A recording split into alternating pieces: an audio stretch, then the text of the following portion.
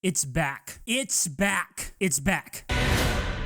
The 2023 college football season is upon us, and damn, it's been a long wait. There are a lot of big names to keep an eye on this season, specifically at quarterback. And these are the top 10 guys to watch this year, starting with the easy one, the reigning Heisman Trophy winner. The best and most exciting player in all of college football last season was Caleb Williams. Williams was a 5-star recruit and the 7th best player in the 2021 class. He committed to Oklahoma, but they already had Spencer Rattler, who was only a sophomore and one of the biggest names in college football. However, Rattler really struggled, and in week 4, the Sooners were down 35-17 against Texas, and they benched Rattler and put in Williams. He immediately made a name for himself as he threw for 200 yards and 2 touchdowns and led Oklahoma to a 55-48 win over the Longhorns. He ended up starting the rest of the season. He had a 64.5% completion percentage, 1,900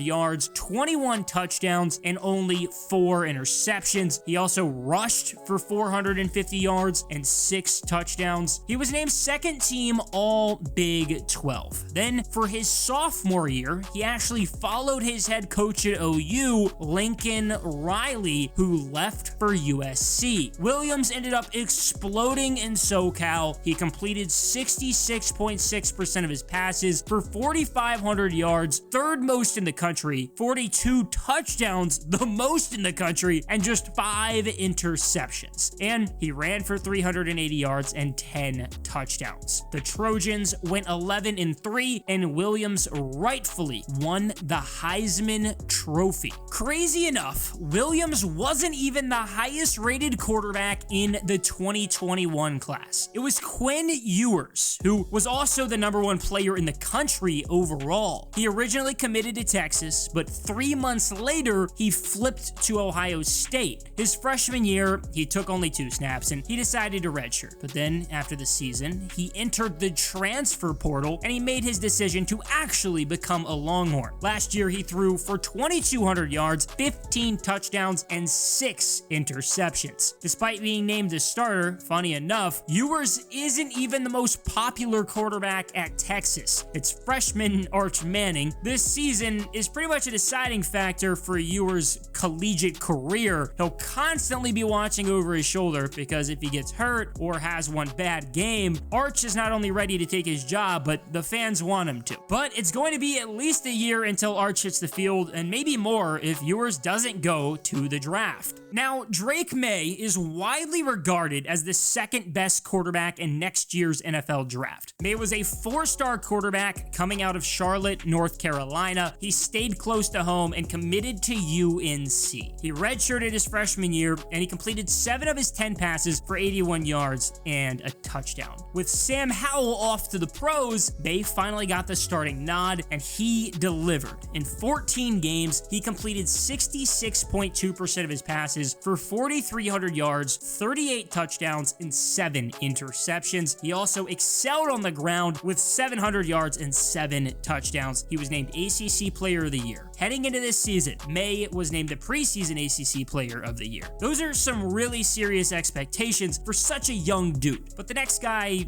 isn't as young. Michael Penix had a big breakout season in 2022 and flew under everybody's radar. He's always been good, but injuries have really held him back. He was a rated 3-star recruit in the 2018 class, and he committed to play at Indiana. He spent 4 years as a Hoosier, and in that time, he never played more than 6 games in a season. He suffered 2 torn ACLs and had 2 bad shoulder injuries. 2020 was his best year. He threw for 1,650 yards, 14 touchdowns, 4 interceptions, and he was named 2nd team All Big 10. In Bloomington, overall, he threw for 4,200 yards, 29 touchdowns, and 15 interceptions in only 20 games. Following the 2021 season, he decided to hit the transfer portal and went to Washington. That decision had has changed everything. Last season, he threw for more yards, touchdowns, and less interceptions than he did in his 4 years at Indiana. He finished the season with a 65.3 completion percentage for 4,600 yards, 31 touchdowns, and 8 interceptions. Penix led the FBS in passing yards and led the Pac-12 in passing touchdowns. The Huskies finished with an 11-2 record, and Penix was named second team All-Pac-12. He's back for one more collegiate season, and it's time for him to prove that he can transition to the pros. So, Michael Penix transferred, and last season he broke out on his new team, and Bo Nix did the exact same thing. Bo Nix was a rated 5-star recruit in the 2019 class. He chose to stay close to home and play for Auburn. He impressed some people, and he even won the starting job as a true freshman. He had a pretty good year, and he threw for 2,500 yards, 16 touchdowns, and 6 interceptions. He was named SEC Freshman of the Year. It was looking up, but the issue was that Nix never really improved. The next 2 years were really similar for him, and then following the 2021 season, he announced that he was transferring to Oregon, and last year he turned some heads. He completed 71.9% of his passes for 3,600 yards, 29 touchdowns, and 7 interceptions. Plus, he had 500 rushing yards and 14 touchdowns. The Ducks finished the year 10-3. Penix and Nix are a bit older, but they're not as old as the next dude. The oldest guy on this list is Cam Rising. At 24 years old, Rising is older than me, and he is a bit on the older side for a college quarterback, but he hasn't even seen the field as much as some of the other names on the list. He was only a 3-star recruit in the 2018 class, and he chose to go to Texas. He ended up redshirting his first year, and then he transferred to Utah, where he had to sit out his first season because of NCAA transfer rules that are no longer in place. In 2020, he won the starting job, but he suffered a shoulder injury, which ended his season after he only threw 6 passes. But then finally he got his shot, and he proved himself. He threw for 2,500 yards, 20 touchdowns, and 5 interceptions. Plus, he had almost 500 yards on the ground. He was named first team All-Pac-12 as the Utes went 10-4. But this past season was by far his best statistical season. He completed 66.2% of his passes for 3,000 yards, 26 touchdowns, and 8 interceptions. Utah had another 10-4 season. Rising is super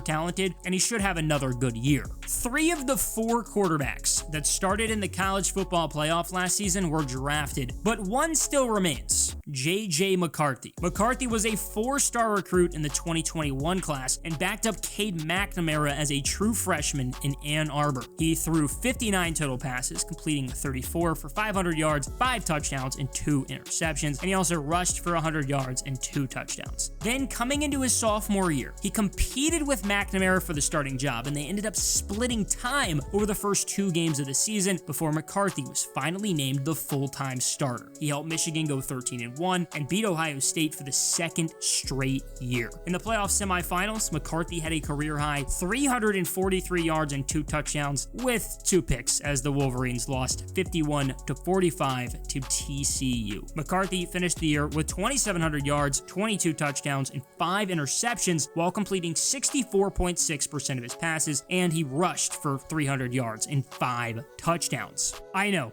J.J. McCarthy, finally another guy on this list that isn't a transfer. Anyway, back to the transfers. As a true freshman at Arizona State, Jaden Daniels won the starting job. He threw for an impressive 3,000 yards, 17 touchdowns, and only 2 interceptions. The next 2 seasons combined were worse than his freshman season. Then, following his junior year, he announced he was transferring to LSU. His first season in the SEC was in 2022, and he looked like his old self. He finished the year with 2,900 yards, 17 touchdowns, and just 3 interceptions, but this time around he actually utilized his legs a lot too. He ran for almost 900 yards and 11 touchdowns. Daniels is entering his senior year and his 2nd season in Baton Rouge, and that always helps after getting a year of experience in a new offense, something that Sam Hartman doesn't have. Hartman has been pretty good for the last 2 years. Hartman started as a true freshman at Wake Forest, but the following year he lost the starting job to Jamie Newman, and he redshirted. 2020 was similar to his freshman year. He threw for 2,200 yards, 13 touchdowns, 5 interceptions, but the last 2 seasons, Hartman has really made a name for himself. In 2021, he played in 13 games and finished with 4,200 yards, 39 touchdowns, and 14 interceptions. The Demon Deacons finished 11-3, and Hartman earned second-team All-ACC honors. Then he had another good season in 2022 with 3,700 yards, 38 touchdowns, and 12 interceptions. He was named third-team All-ACC. Following the season, he announced that he would be transferring to Notre Dame. He's entering his 6th year in college, and he already has a